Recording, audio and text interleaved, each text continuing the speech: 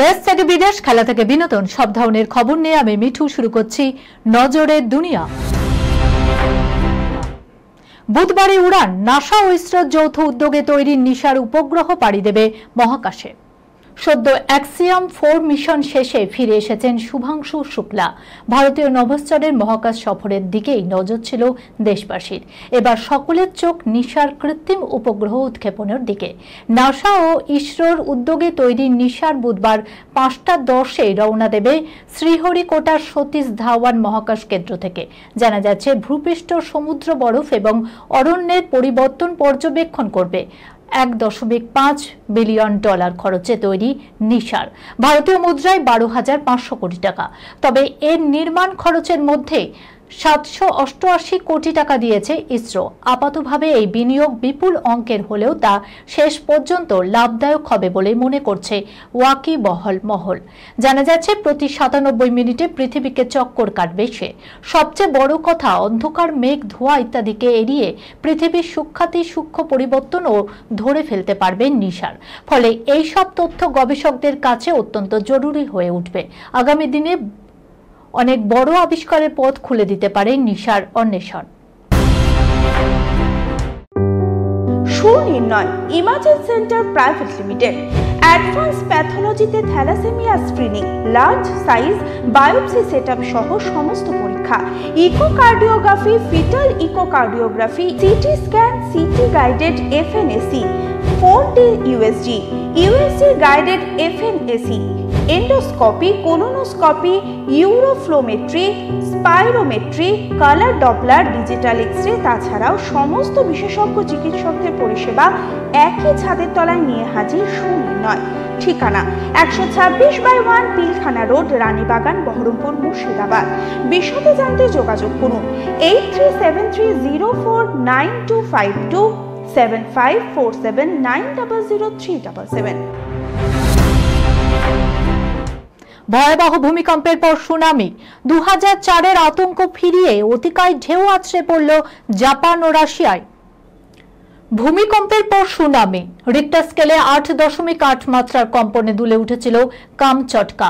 তখনই জারি করা হয়েছিল সতর্কতা। এবার সুনামির ঢেউ আছড়ে পড়ল জাপানের হোক্কাইডো উপকূলবর্তী এলাকা ও রাশিয়ার পূর্ব উপকূলের কুলিন দ্বীপে। বেশ কয়েকজন আহত হয়েছেন বলে জানা যাচ্ছে। ইতিমধ্যেই জাপানের তরফে পূর্বাভাস, বারবার সুনামির ঢেউ আছড়ে পড়তে পারে। ঢেউ উঠতে পারে 3 মিটার উচ্চতাতেও। উপকূলবর্তী এলাকা থেকে সমস্ত বাসিন্দাদের দ্রুত সরিয়ে দেওয়া হচ্ছে। যতক্ষণ না সতর্কতা তুলে নেওয়া হবে ততক্ষণই ওই সমস্ত এলাকায় জনসাধারণের প্রবেশ নিষিদ্ধ করা হয়েছে। খালি করা হয়েছে জাপানের ফুকুশিমা পরমাণু কেন্দ্র। সুনামির সতর্কতা জারি করা হয়েছে চীনের একাংশেও। আশঙ্কা রয়েছে আমেরিকাতেও সুনামি আছড়ে পড়বে।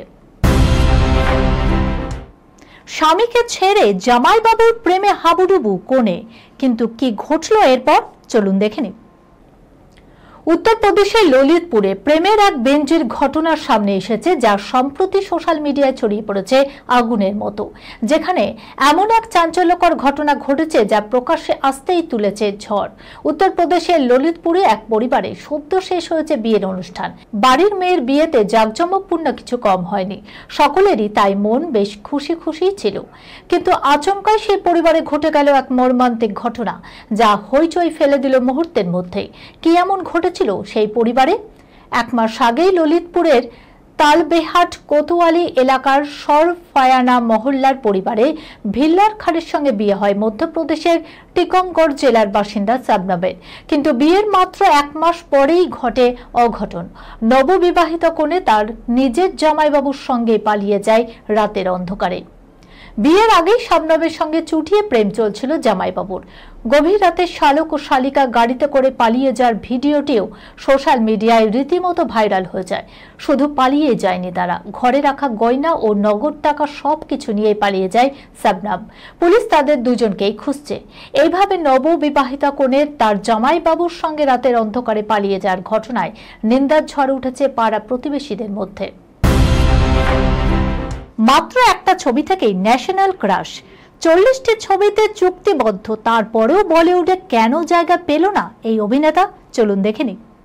যুগল হংসরাজ ছবি তিনি করেছিলেন যথেষ্টই, তবে বলতে দ্বিধা নেই যে যুগল হংসরাজ একমাত্র মহব্বতে ছবি থেকেই প্রকৃত অর্থে জনপ্রিয়তা পেয়েছিলেন। বলিউডে তার মাত্রা বেশি দিন স্থায়ী হয়নি, তবে এখনো দর্শকরা তাকে বেশ মনে রেখে দিয়েছেন। 26শে জুলাই তার জন্মদিন পালন করলেন এই অভিনেতা। তার বাবা ছিল ক্রিকেটার। যুগল তার বাবার উত্তরাধিকার ত্যাগ করে অভিনয়ের সিদ্ধান্ত নেয়। মাত্র 10 বছর বয়সে তিনি শিশু শিল্পী হিসাবে কাজ শুরু করেছিলেন। আ গালে লাগ যা ছবির মাধ্যমে যুগল হংসরাজ বলিউডে নায়ক হিসাবে আত্মপ্রকাশ করে। উর্মিলা মাতোন্ডকরের সঙ্গে তার জুটি দর্শকদের বেশ পছন্দ হয়, কিন্তু ছবিটি বক্স অফিসে সফল হয়নি। 2000 সালে মুক্তিপ্রাপ্ত মহব্বতে ছবির মাধ্যমেই বলা ভালো যুগল অভিনেতা হিসাবে স্বীকৃতি পান। যুগল যখনই তার ক্যারিয়ারের শীর্ষে ছিলেন তখন তিনি 40টি ছবিতে চুক্তিবদ্ধ হয়েছিল, কিন্তু সেই ছবিগুলোর বেশিরভাগই সম্পূর্ণ হয়নি বা মুক্তি পায়নি। এই খবরের সঙ্গে শেষ করলাম আজকের নজরে দুনিয়া। আপনারা দেখছেন টিভি 24 বাংলা, সংবাদ বিনোদন সারাদিন সারাক্ষণ।